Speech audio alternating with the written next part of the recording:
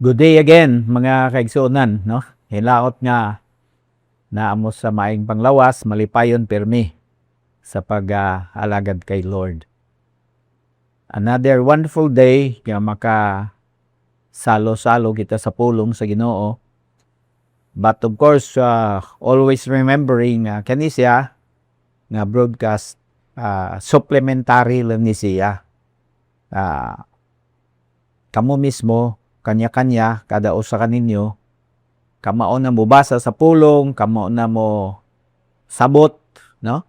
Mga yung tabang kay Holy Spirit para inyong masabtan ang mga pulong sa Ginoo nga inyong inabasa. Makakuha mo og mga pagtulunan, mga lesson, ma-apply ninyo sa inyong inabuhi, also mapasa po ninyo sa lain.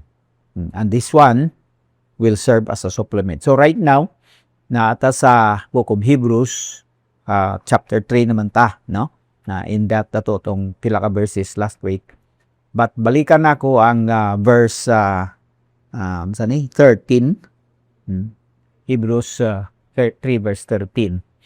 Ang verse nang sugod sa encourage one another daily, no? So for a little while karon atong hisgutan unsa ka importante ang pagdasig, pagdinasigay sa usa-usa, encouraging one another. And here, ang frequency nga iyang giatag sa pagbuhat, no, sa pagdinasigay is kada adlaw. This is very amazing, no? Kada adlaw yun ni buhaton, kada tapok actually, no? But if you refer ni sa Hebrews 10:25, which is a more common na verse, pirmi nato madunggan, pirmi nato ginagamit, Hebrews 10:25. Nag-ingon diha nga, let us not give up meeting together, as some are in the habit of doing, but let us encourage one another. Wala siya nag-isgot og frequency. When are we going to do this? No? Pag-meeting, inig-meeting, pagtapok, no? Pagtapok sa mga katawhan sa Ginoo. When the people of God meets, now one very important objective in meeting is to encourage one another. But again, balik dito sa Hebrews 3:13, gitagaan niya og frequency of occurrence. Ang iyang giingon daily. Encourage one another daily, as long as it is today, so that none of you may be hardened by sin's deceitfulness. Aron walay usa ka ninyo nga bugahi ang kasing-kasing tungod sa pagkamalimbungon sa sala. I-discuss nato na in a while, but for the moment, asa man nga area sa atong kinabuhi kita magdinasigay. Now, let me give you some examples, no. Una, magdinasigay kita nga magpadayon. Magpadayon sa paglakaw, kauban ni Lord, kining whole series sa atong lesson kada Sunday. Since we started this during the pandemic, gitawag nato ni walking with God, no? So padayon siya, kaya nga walking with God. Padayon siya, walay hunong, tuloy-tuloy lang siya, usay mo hinay gamay, paspas gamay pod, pero padayon siya, continue. Dito po sa Colossians 2 verse 6, mabasa po nato diha ang word nga continue, no? Maingon nga na dawat na ninyo si Jesucristo, ingon nga Ginoo, continue to live in Him. Padayon kamo nga magpuyo diha kaniya. Magpadayon pod siya diha kaninyo. Kay nagsugod naman, so ipadayon siya. So ang one reason nga nung magdinasigay ta, ang area o ang subject matter nga diin kita magdinasigay, kanang mahitungod sa pagpadayon. Dagan man gud ang makahuna-huna nga magundang, kay mo lagi na usay lisod ang sitwasyon, lisod ang problema, na ay mga dagang problema mo abot. Na remember, this were written to Hebrew believers na nahimo silang mga believers in Jesus Christ, and they were persecuted. Gilutos sila sa ilang mga kadugo nga mga Hudiyo, gilutos pa sila sa gobyerno nga mao ang Roman government in those days. So life was really very difficult, and the tendency was to stop, give up the Lord Jesus Christ. Biyaan si Jesus, i-surrender, talikdan siya, dili na mo padayon. Mao na ang temptation nga ilang giatubang. So, the writer, when writing, pirmi niya na gina-insert ng hunang-huna nga magdinasigay, no? And again, one area nga magdinasigay sila is nga magpadayon sila diha sa pag-alagad sa Ginoo. We all know nga sa eskwelahan, for example, no, wala may makadawat og diploma kung muundang og eskwela. Di ba? Makadawat lang ka kung matiwas nimo, kumplituhon nimo ang pag-eskwela plus ang pag-comply sa mga requirements, mga assignments and everything sa kakatagaan og diploma. Kay nin padayon maganilahotay kahanton na human. Ana siya. So, padayon usa na sa mga area nga kinahanglan ta magdisnasigay. So, when you see someone, makakita ka og igsuon nimo, babae o lalaki nga medyo nag-slow down siya, no, na mag-absent na siya, no? Na anay mga ilhanan ba nga murag kaundangon na siya, ambaki dayon nga istoryaha, dasiga siya. Ampo basahi og pulong, tagay kwarta, tabangi sa iyang problema. And when you do the simple practical things, makadala ka og pagdasig sa imong igsuon. Another nga area nga magdinisigay is gawas nga magpadayon maninuod. Nagpadayon naman lang ka tinud mo nang idea niya, no? In as much as you are continuing in the Lord, give it your best shot, no? Give it your whole heart, no? Hatag nimong imong tibok kasing-kasing, ninuod ka, tibok nimong kusog. Remember the greatest of all commandments, Jesus said is, you must love the Lord your God with all your heart, with all your soul, with all your mind, with all your strength. No. The entirety of your being, gihalad na nimo sa Ginoo. Apili mong lawas, apili mo mga damgo tinguha, apili mo mga plano, imo na nagihalad sa Ginoo. No. So tinud-o na nimo siya. Ayaw mag komedya na murag testing lang, no? Dili tinud agyod. No. Padayon ka maninuod. So magdinasigay ta nga maninuod ta. I mean, labi na kay gahiskot ang verse of today, no? Today nag-remind siya nga today could be the last day. Ana siya, no? Ang concept niya nga karon mao ning adlaw, posible nga mao na ni ang last nimong adlaw, di ba? Mo na nga that is more than reason enough nga maninuod ka kay o magakahibalo kung kano sa mo terminate ang imong ginabuhi. In as much as God has given you an opportunity to serve Him, after iya kang gipasaylo, giluwas mong ginabuhi, gibago ka sa Ginoo, tinud-on nimo ang pagserbisyo kaniya. Kay basin katapusan na nimo nga hunat, wa ka kaybo unsa ang sunod. Amen. Another nga bahin nga magdinasigay, magbinuotan. So, magpadayon, maninuod, magbinuotan, no? Nagpadayon naman ka, tinuod ka, siyempre, dapat nagbinuotan ka ba? Ayaw sa guli yung mga sala-sala, mga binuang. Balik rago nag-verse, kaya naghisgot siya og kalapasan ba? Sa verse 13, Hebrews 3 verse 13. Naghisgot siya, may tungod sa kalapasan. But encourage one another daily as long as it is called today, so that none of you may be hardened by sin's deceitfulness. Aron nga walay usa kaninyo nga bogahi ang kasing-kasing tungod sa pagkamalimbungon sa sala. So dinhi gitagaan tag usa ka clear nga ilhanan o usa ka clear nga indication may tungod sa sala. Unsa ang sala? Malimbungon siya. Ang sala labihan ka malimbungon. Usa sa mga side effect niya, mugahi ang imong kasing-kasing, mugahi ang imong konsyensya. Mo na matingala ka mga tao mo end up sila nga makahimog mga heinous crimes. Dili na sulagma. Kay throughout sa ilang hinabuhi, naghimo sila kasalanan, pirimiro gamay, bakak-bakak lang nga gamay, hantod nga kadugayan, mo na, udako nang ilang sala. Manglimbong na sila og minilyon, makapatay ng tao, manapa, tanan nga klase sa kasalaan ug kahugawan. Kasi ang sala, ang epekto niya, mugahi ang imong konsensya.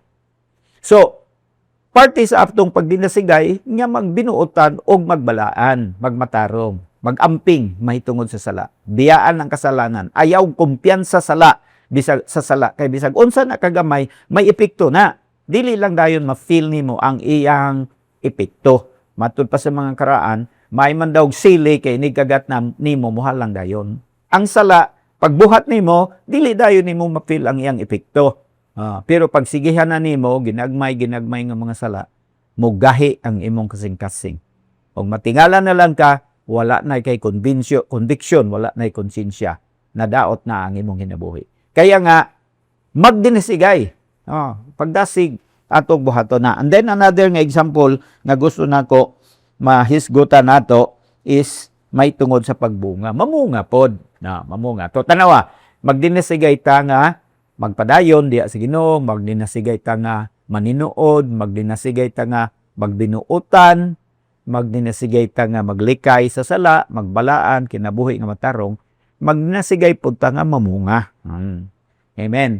Magdinasigay ta nga atong kinabuhi magiging useful and fruitful diya kay Lord. Dili lang ta kontento sa mga busy nga activities, activity diri, activity dito, sa asa na lang daghang kay kag mga kalihukan gyapilan pero wala po'y resulta, wala po'y bunga. Ayaw, kinanglan na ay bunga kanang klaro. Now, ang bunga nga atong gisgutan din mahog man siya duha nga klase ka bunga. Ang usaan ni karakter, no? Bunga sa karakter nimo. Ang imong karakter naga-grow, naga-improve, you're becoming more a better person every week, every month, every year sa imong pagka-Kristiyano. Pero ang another equally important nga bunga kanang naay laing kinabuhi nga na-influensya nimo para kay Lord. Mao na nga bunga. I believe kada pon nga bunga ang ginahisgutan sa John chapter 15 sa diyang gadiscuss si Jesus sa mga disipulo niya. Ako ang punuan sa paras, kamo ang mga sanga, ang amahan siya mao ang tig-alima, ingon siya, kung magpabilin kamo kanako, ako magpabilin diya kaninyo, mamunga kamo. Ana siya. Yung gisgot siya bunga. No? Kayo dili man maayo ang tanungan, manambok lang niya ulay bunga. Imong mangga, tambok ayo, pero wapoy bunga, 30 na katuig, 50 na katuig, tambok lang siya, daghag sanga, dakong punuan, way bunga, lubi, way bunga, dili maayo. Kaya nga ang tawag sa ila, fruit trees. Fruit trees. Gi-classify siya, ingon ana, kay ang emphasis na sa pagbunga. Interesting tuon ng mga fruit trees, kay kasagaran yun sa fruit trees, ang kahoy nila, pwedeng mo dako, para nang bangka, dako, managpunuan, no? Pero pag gamso nimo na, dili kay sa puslanon, pag himo nimong tabla. Most of the fruit trees, dili gahi og kahoy. Kay ang ilang pagkagalamiton, tuwa sa ilang bunga. Daghan po mga kahoy nga, ang mga bunga niya, wala kayo'y pulos. Pero ang iyang timber, kanang iyang kahoy, pag tablahon na nimo, gamitin nimo sa balay, furniture, imngana, puslanon siya kayo. But since we're talking about fruit yun ang emphasis, mga kaigsunan. So, ayaw sugot sa imong pagka-Kristiyano nga nanigulang ka na, nga wala kay bunga. Bisag isa ka buok, dapat nagabunga ka. Mangandoy ka, pangayoon nimo sa Ginoo. Magpalimpyo ka, at ubangan sa Ginoo.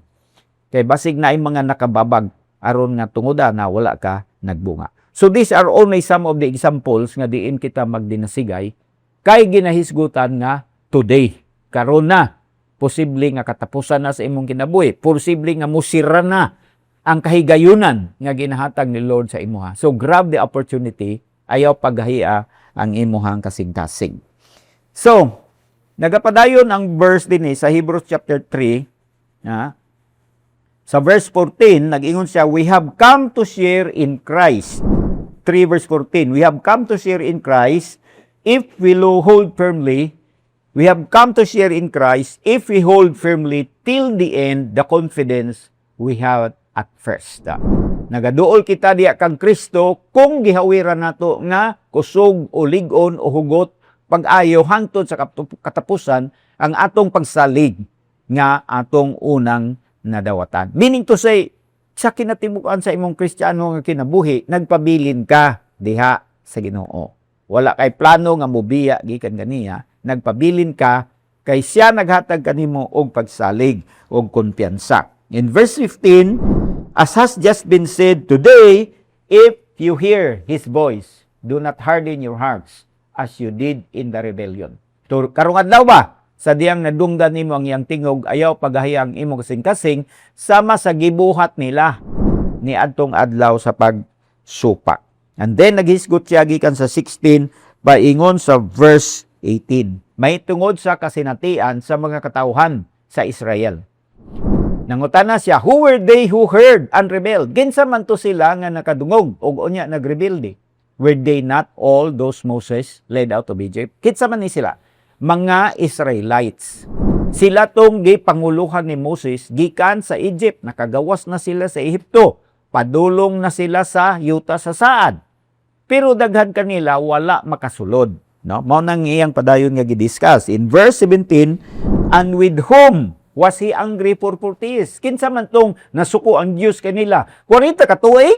Imagine mo na 40 years ang Ginoo nasuko kanila. Gumikan kay nagpagahi sila sa ilang kasing-kasing.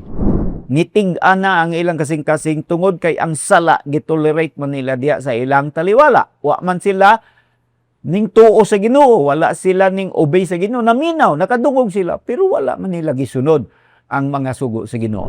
Was it not with those who sinned, whose bodies fell in the desert? Dili ba sila kadtong nakasala og ang ilang mga lawas nga tumba nga bilin diya sa disyerto? And then verse 18, and to whom did God swear that they would never enter His rest, if not those who disobey? Kinsa man kadto sila nga gipanumpaan sa Ginoo nga dili sila makasulod sa iyang pahulay? Dili ba kadto sila nga nagmasinupakon? Mao man gyud na ang peligro mga kaigsunan, no? Once you disobey, kausa, kaduwa, katulo, kaupat, kadugayan wa ka kabantay, nahimo na kang disobedient, nahimo na nimong batasan ng magsigig supak. Nya ang disobedience o rebellion pareha ra siya. The same lang ang iyang epekto, different words, different ang spelling, pero ang iyang epekto sa kinabuhi sa tao the same. Makadaot siya, makaresulta sa kalaglagan. Unsay nahitabo sa mga Israelites nga nagdisobey? Unsay nahitabo kanila nga nagrebelde? Wala sila makasulod sa yuta sa saad. Sa verse 19, tanaw ra gud ang verse 19. So we see that they were not able to enter because of their unbelief. Busa ato makita nga wala sila makasulod. Unsay hinungdan? Unbelief. Tanaw ha, ang unbelief gi-equate niya sa disobedience, gi-equate niya sa rebellion. So, you have unbelief, you have disobedience, you have rebellion. Lain-lain nga mga terms. Pero maura ang iyang epekto sa kinabuhi sa tao.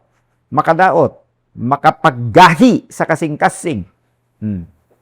Dili na ka nagatuman, nagapaminaw ka, pero wa sa imong hunahuna, wala sa imong buot.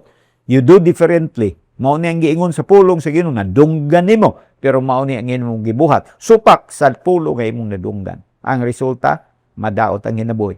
Wala sila makasulod sa yuta sa saad.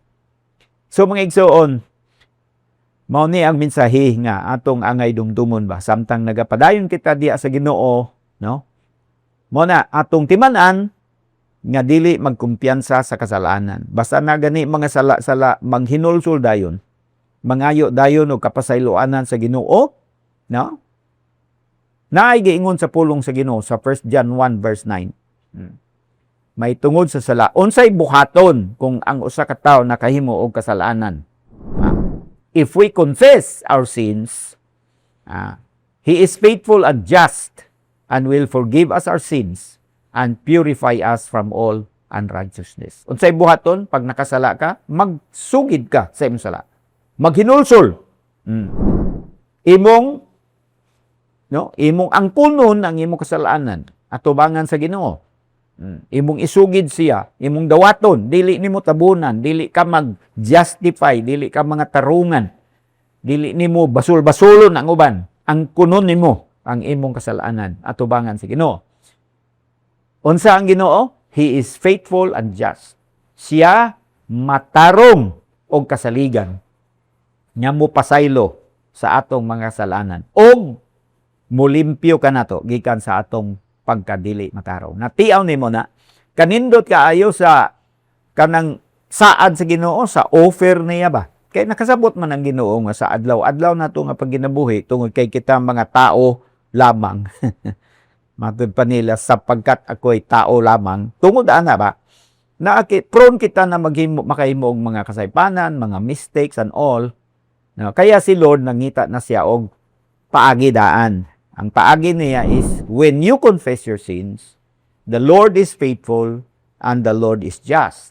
And He will forgive your sins, our sins, and He will purify us. Na pasayloon ta niya, limpyuhan pagyud ta niya Kay ang sala man god may mga salin-salin man na, may epekto man na siya. Ang tawag nila residue of sin. Mga salin-salin ba, mga bilin niya ba? Ana. Dili lang ka pa sa iloon sa Ginoo, hugasan pa niya, limpyuhan ka niya.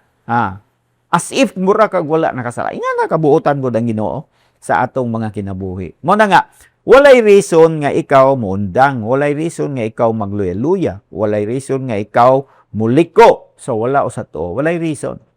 You have all the reason to continue. All the reason to give it your best shot. You have all the reason to pour out your life, whole life, sa pag-alagad sa Ginoo. You have all the reason to stay away from sin and live a holy, sanctified, separate life. You have all the reason na mahimong mabungahon. Gibuhat na ni Lord ang tanan para sa imo, para sa kuha. Tiaw na imo na. Gihimo na niya ang tanan. Mo na nga, you have all the reason nga imo nagyong ihatag ang pinaka-the best nimo ang kinabuhi ngadto kay Lord. Kaya nga, balik dito sa usa sa mga favorite nato nga verse sa New Testament, Romans chapter 12 verse 1, no? Ato i-connect sa diha. Naingon ang pulong sa Ginoo, Romans 12 verse 1, Therefore I urge you, busa ako mong gihangyo, ako mong giapura, mga igsuon, in view of God's mercy, tungod sa kaluoy sa Dios. Unsay buhaton? To offer your bodies, as living sacrifices. Ihalad ang inyong mga lawas, ingon nga buhing halad, holy and pleasing to God. Balaan o kahimutan at tubangan sa Dios. This is your spiritual act of worship. Mao ni ang inyong espirituhanon nga buhat sa pagsimba. Buti pasabot, maora ni ang aksyon nga magpakita nga nagtan-aw kag utang kabubuton ngadto sa Dios, gumikan sa pagbuhos niya sa iyang grasya o kaluoy o gugma nga na sa imong kinabuhi. Remember, kitang tanan makasasala ta, pero wala ta gihukman sa Dios sa atong masala. Imbis noon, iya kitang pasaylo, pinaagi sa iyang anak nga si Jesucristo. Tiaw ni mo na. Ang tawag na, grace and mercy. Pagkaninot kayo. So, di man ta kabayad sa gihimo sa Ginoo sa atong kinabuhi, no? Pero makapakita kita og pagtan-aw og utang nga kabubuton, no? Unsa ang atong ilhanan, aksyon nga nagpaila, nga nagtan-aw tag utang nga kabubuton, halad nato nga atong kinabuhi. Surrender nato nga atong kinabuhi diya sa Ginoo. Og andam na kita nga mubuhan sa iyang kabubuton. Andam na kita nga mag-alagad kaniya for the rest of our life. Hangtod na sa katapusan gutlo sa atong kinabuhi. Mualagad kita, musimba kaniya, musunod sa iyang kabubuton. Mao na to apil na tong magtrabaho, magserbisyo, nga magbinuotan sa mga trabaho. Kung mag-eskwela, tinud-o ng pag-eskwela. Kung unsa nga trabaho, nag-uma ka, whatever imong trabaho, tinud-o nimo, buhaton nimo matarong kay mao man na imong spiritual act of worship. Mao nang imong panimbahon ngadto sa Dios. Mao nang imong pagtan-aw utang kabubuton ngadto sa Ginoo. No? Nag-appreciate ka, gi-appreciate nimo ang mga pabor nga gihatag ni Lord sa imong kinabuhi. Karon na lang adlaw, wala ka kaiga hunahuna kunya na lang, sunod semana na lang, sunod buwan na lang, sunod tuig na lang. Wala na unya-unya. Karon na. Kay mao man giingon. Today, if you hear His voice. Karon kung nakadungog ka sa imong pulo, sa iyang pulong, buhatan na ayo pagay kasing-kasing. Daghan biya og mga kaila, mga sa una ba nga mga nakadungog sila sa pulong sa Ginoo, na-feel nila ang convicting power of the Holy Spirit sa ilang ginabuhi. Pero unya-unya man, nag-unya-unya, unya na lang, mahuman sa kong eskwela, unya na lang. Hantod nga, nalimtan na lang yun nila. Wa yan sila nakahimog tikang nga mag-alagad sa Ginoo. Napoy uban, nakatikang mga pila ka buwan. Naundang pod. Kay wala nila ang pingi ang ilang mga kasing-asing. Muna, karong takna, dasigon ko kamo nga, balansiha ang imong mga lakaw. Huna-huna ang pag-ayo nga, you have only this one life. Usa lang ka kinabuhi ang gipiyal sa Ginoo nga na nimo, no? May mantag iring ka kay siyam imong ginabuhi, usara imong ginabuhi, no? Unya, gikaluyan ka sa Ginoo, giofiran ka niya, no? And when you accept the offer of God, He expects nga mo offer ka balik sa iya by giving your life and everything and by serving Him for the rest of your life here on earth. Dalaygo na ngalan sa Ginoo. Amang langit nun, salamat kaayo sa balaang pulong nimo nga nagaagni kanamo nga magdinasigay adlaw-adlaw pagid na. Ikaw nakasabot sa among pagpuyo dinhi sa yuta na daghang kaayong mga ginaatubang nga mga problema, mga hagit, mga kalisdanan. And yet at the same time, giagni pa pud nimo kami nga karong adlaw sa dihang makadungog kami sa tingog nimo, ihalad na mo among kinabuhi. Dili na mi maglangan-langan, dili na mi maghunahunag ugma sunod semana, sunod buwan, dili na karon na ang paghalad namo sa among kinabuhi. So that every day we make it a practice, Lord, that when we first wake up in the morning, we offer you our life, our bodies, and we will do everything that we will do on this day to honor you, to give glory to you, to worship you.